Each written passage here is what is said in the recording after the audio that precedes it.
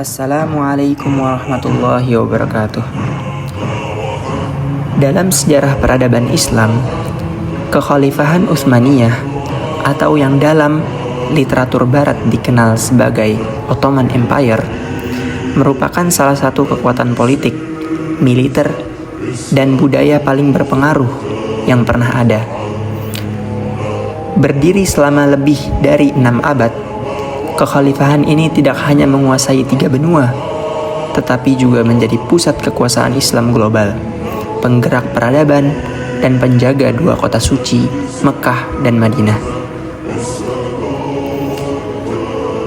Video ini akan membahas secara menyeluruh sejarah berdirinya Kesultanan Utsmaniyah, tokoh-tokoh penting, ekspansi militer, kontribusi mereka terhadap dunia Islam, akidah yang dianut, hingga faktor-faktor kejatuhan kekhalifahan.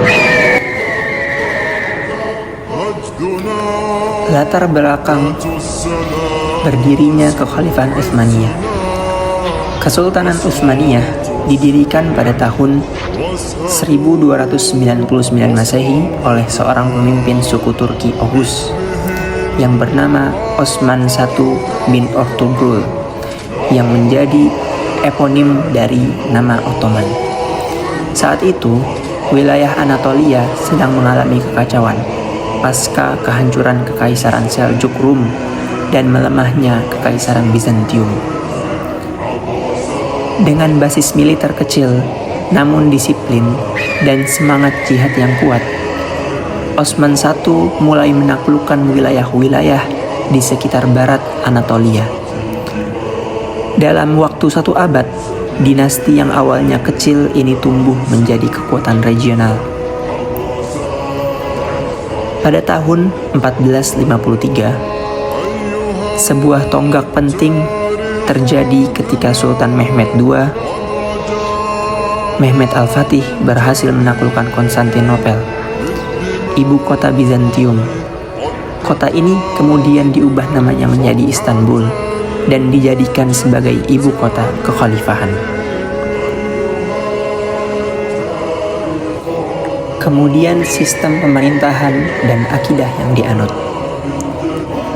Kesultanan Utsmaniyah secara resmi menganut akidah Ahlussunnah wal Jamaah dengan mazhab Hanafi sebagai dasar fikih negara.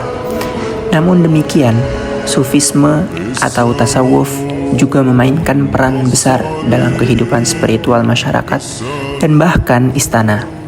Tarekat-tarekat seperti Naqsyabandiyah dan Mevleviyah berkembang pesat, dan banyak sultan memiliki hubungan erat dengan para syekh sufi. Utsmaniyah berhasil menyatukan hukum syariat dengan kedalaman spiritual, menjadikan Islam yang tegak di bawah panji mereka bercorak legalistik sekaligus ruhani, dan membawa gelar kekhalifahan dari dinasti Mamluk. Perluasan wilayah, invasi, dan kekuasaan global. Dalam masa kejayaannya, Kekhalifahan Utsmaniyah menguasai wilayah yang membentang dari Eropa Timur, Timur Tengah, hingga Afrika Utara.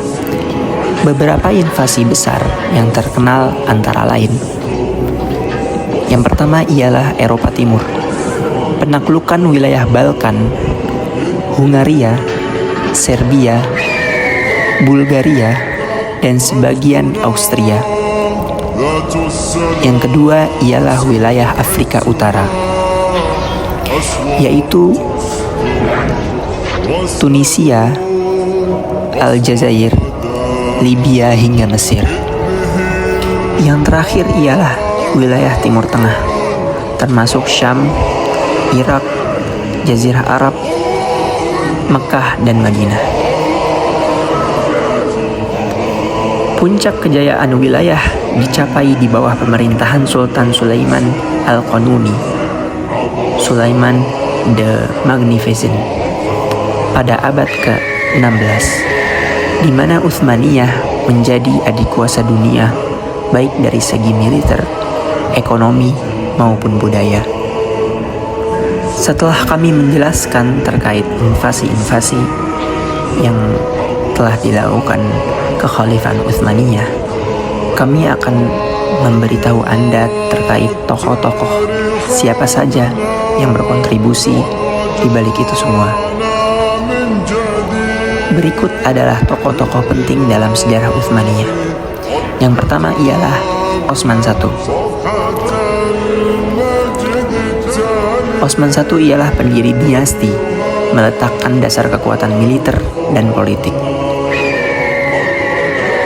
Tokoh kedua yaitu Orhan Ghazi, memperluas wilayah ke Eropa melalui Gallipoli.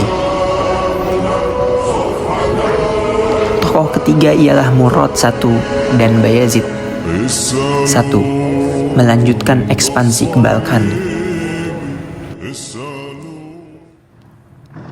Yang paling terkenal ialah tokoh keempat ini, Mehmed II, yaitu Muhammad Al-Fatih, sang penakluk Konstantinopel, simbol kebangkitan Islam. Yang kelima ialah Selim I, menyatukan 3 tanah suci Islam, Mekah, Madinah, dan Yerusalem di bawah satu panji. Tokoh yang terakhir ialah Sulaiman Al-Qanuni, pemimpin paling terkenal, dikenal dengan reformasi hukum, pembangunan masjid, dan administrasi yang efisien. Kontribusi Utsmaniyah terhadap dunia Islam sangat besar. Di antaranya, penyebaran dan perlindungan Islam di wilayah non-Arab. Kemudian, pelestarian ilmu-ilmu Islam melalui madrasah, perpustakaan, dan percetakan. Yang ketiga ialah hukum Islam. Pembinaan hukum Islam, terutama kodifikasi hukum dalam mazhab Hanafi. Yang keempat ialah pelestarian situs-situs suci di Makkah, Madinah, dan Yerusalem. Yang terakhir ialah peninggalan arsitektur monumental seperti Masjid Biru di Istanbul yang masih berdiri hingga kini. Akhirnya kita masuk ke poin terakhir, yaitu kemunduran. Kemunduran dan kejatuhan Kekhalifahan Utsmaniyah. Kekhalifahan Utsmaniyah mulai mengalami kemunduran sejak abad ke-17, disebabkan oleh berbagai faktor. Yang pertama ialah korupsi, birokrasi, dan lemahnya kepemimpinan di kalangan sultan. Yang kedua ialah kekalahan dalam berbagai perang, terutama melawan Rusia, Austria, dan Inggris. Yang ketiga ialah munculnya nasionalisme di kalangan wilayah jajahan. Yang keempat ialah kemajuan teknologi barat yang tidak mampu diimbangi oleh militer Utsmaniyah. Yang terakhir ialah intervensi dan politik, divide et impera barat. Pada akhirnya, pasca kekalahan dalam Perang Dunia I, wilayah Utsmaniyah dipreteli oleh kekuatan kolonial.